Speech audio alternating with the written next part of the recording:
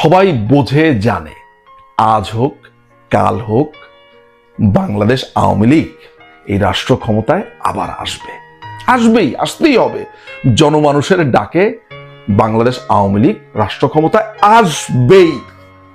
কিন্তু যেই নজির আজকে আপনারা তৈরি করলেন, প্রধান বিচারপতি, সচিব, পুলিশের অফিসার, বিভিন্ন সরকারি কর্মকর্তাগণ, ভিসি, শিক্ষক, মানে সমাজের প্রত্যেকটা সেক্টরে যেই অরাজকতা করলেন, সংবিধানের তো কোনো বালাই নাই, যা মন চায় তা করলেন। আমরা কিন্তু এগুলা day to day, minute to minute, every সেকেন্ডে আমরা টুকে রেখেছি।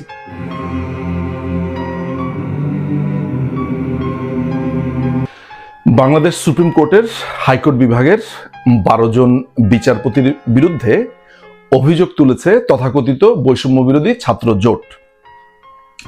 তারা দাবি করছে এই 12 জন বিচারপতি নাকি বাংলাদেশ আওয়ামী লীগ পন্থী বিচারপতি, ফলে তাদেরকে তাদের অবস্থান থেকে সরে যেতে হবে, তাদেরকে পদত্যাগ করতে হবে।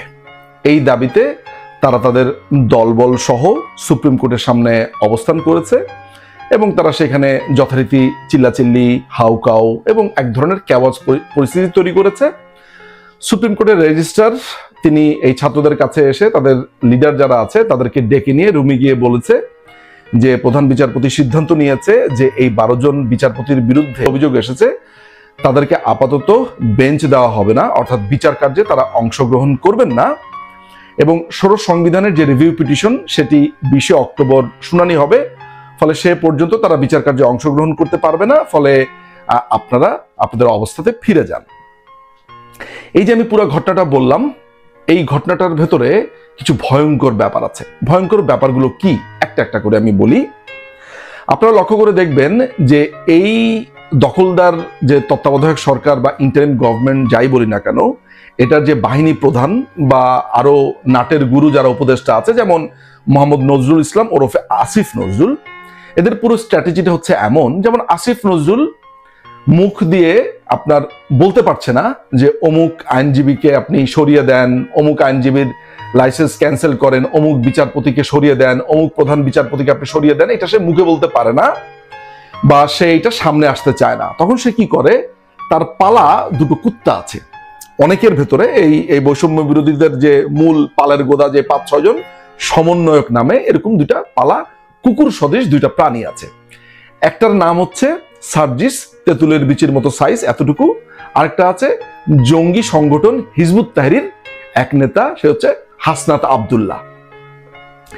এই দুটোকে সে লেলিয়ে দেয়। এই দুটোর কাজ করার স্ট্র্যাটেজিটা কি? কাজ করার স্ট্র্যাটেজি হচ্ছে তারা প্রথমে একটা ফেসবুক স্ট্যাটাস দেয়। ফেসবুক স্ট্যাটাস দেওয়ার পরে সেখানকার একটু পরিস্থিতি গরম হয়, তখন একটা লাইভে আসে। লাইভে আসার পরে তারা সাংবাদিকদেরকে, তাদের পোষা কিছু সাংবাদিক আছে, এদেরকে ডাক দিয়ে তারা কিছু স্টেটমেন্ট দেয় যেটা চারদিকে ছড়ায় এবং শিবিরের ছেলেপেলে, হিজবুত তাহরির ছেলেপেলে এবং এই বৈষম্য বিরোধী ছাত্রদের ভিতরে মিক্সিং কিছু পলিটিক্যাল পার্টির ছেলেপেলে আছে, প্লাস ছাত্র দলের কিছু ছেলেপেলে। আমি অবশ্য ছাত্র দলের ব্যাপারে এখনো নিশ্চিত না যে ছাত্র দলের ছেলেরা এখনো তাদের সাথে আছে কিনা।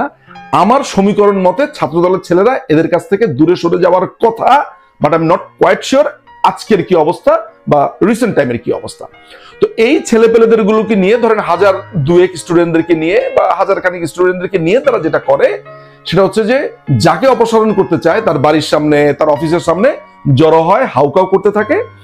ওই ভদ্রলোক বা ওই ভদ্র মহিলা ভয় পেয়ে তিনি পদত্যাগ করেন বা তার সম্মান বাঁচানোর জন্য। ভয় থেকে কি, সম্মানটাই তো বড় ব্যাপার একজন মানুষের, সে সম্মান বাঁচানোর জন্য তিনি তার পদ থেকে পদত্যাগ করে। যে চিন্তা করে দেখে যে এই কুকুরদের এই হাড্ডি খাওয়ার এই পুরো হোল স্ট্র্যাটেজির মধ্যে সে নাই।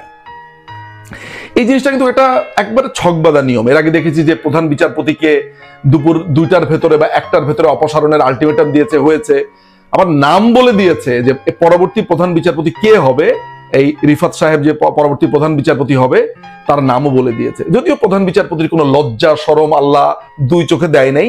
তার বাবা বাংলাদেশে একজন পথিত যশা আইনজীবী ছিলেন, সৈয়দ ইশতিয়াক আহমেদ। তার ছেলেটার আল্লাহ মনে হয় তার হায়া শরম কিচ্ছু দেয় নাই। যদি দিত তাহলে তিনি বলতেন যে কয়েকটা ছেলে পেলে এসে আমাকে প্রধান বিচারপতি করতে চাইছে আর তাদের কারণে আমি প্রধান বিচারপতি হব। আমি কি আসলেই প্রধান বিচারপতি হওয়ার জন্য যোগ্য? বা আমি যদি যোগ্য হই, আমি যদি বিদ্বানও হই, যোগ্য হই, এরা কে? এদের কথাতে আমাকে প্রধান বিচারপতি হইতে হবে কেন?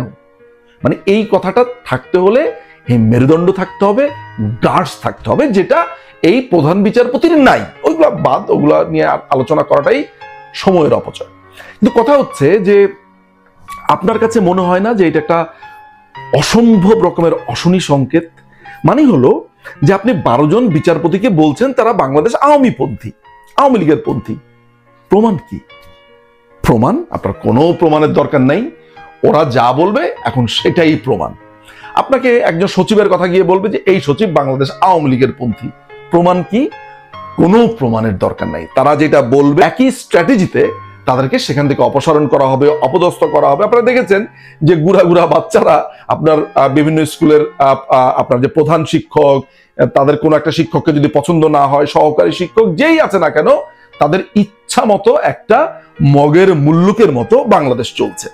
এখন কথা হচ্ছে এই যে নজিরগুলো স্থাপন করা হচ্ছে, অর্থাৎ বাংলাদেশ হাইকোর্টের একজন বিচারপতিকে অপসারণ করবার জন্য খোদ বাংলাদেশ আওয়ামী লীগ 16তম সংশোধনী করেছিল, সেইটা হাইকোর্ট বাদ দিয়ে দিয়েছে। আপনি বুঝতে পারছেন যে সেখানে কি ধরনের একটা ক্যাওয়াস তৈরি হয়েছে। অর্থাৎ বাংলাদেশের একজন বিচারপতিকে অপসারণ করার যে সিস্টেমটা, সেটা কিন্তু খুবই জটিল এবং দুরূহ।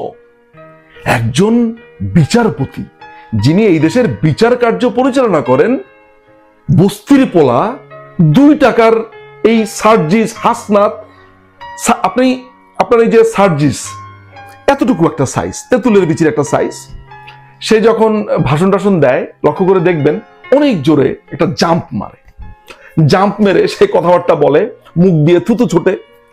হাসনাত আব্দুল্লাহ এটাকে দেখলে মনে হয় যে, আমাকে একজন একটু আগে ফোন করে বলছিল যে নিঝুম ভাই, মানে ও আমাকে বর্ণনা দিল যদি কখনো সুযোগ পায় তাহলে সে হাসনাত আব্দুল্লাহকে আসলে কি করবে। আমি টেলিফোনের এই পার থেকে যা শুনেছি, কিছুই করার নাই, জাস্ট বলেছি ধৈর্য ধরেন, প্রতিশোধ পরায়ণতা আমরা সবাই পরিহার করব, আমরা ভবিষ্যতে এদের বিচার যাতে সুষ্ঠুভাবে হয় সেটার ব্যবস্থা আমরা করব। কিন্তু আপনি চিন্তা করে দেখেন, এরা যখন লাইভে আসে, এদের চেহারা যখন আপনি দেখবেন, আপনার শরীরে আগুন জ্বলতে থাকে না? শোনেন ভাই, একটা কথা আপনাদেরকে আজকে এই ভিডিওর মাধ্যমে বলি, এটা সবাই বোঝে জানে, আজ হোক কাল হোক বাংলাদেশ আওয়ামী লীগ এই রাষ্ট্র ক্ষমতায় আবার আসতেই হবে।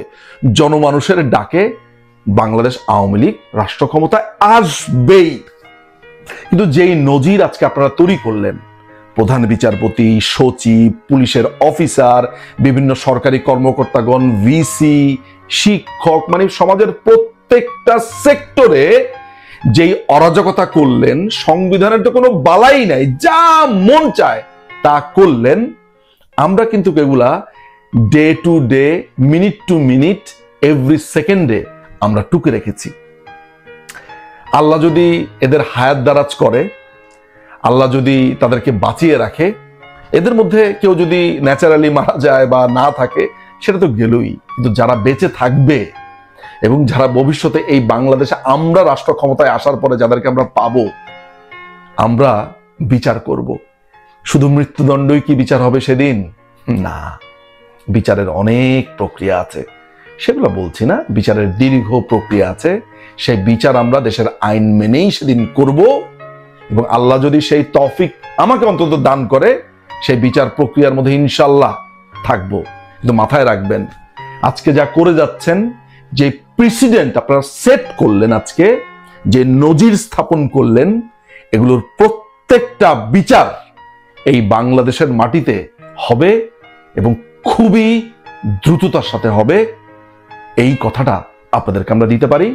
সর্বশেষ একটা কথা বলতে চাই, বাংলাদেশ আওয়ামী লীগের প্রবীণ রাজনীতিবিদ, অগ্নিকন্যা নামে খ্যাত আমাদের সর্বজন শ্রদ্ধেয় মতিয়া চৌধুরী আজ পরলোক গমন করেছেন। আজকে তিনি মৃত্যুবরণ করেছেন।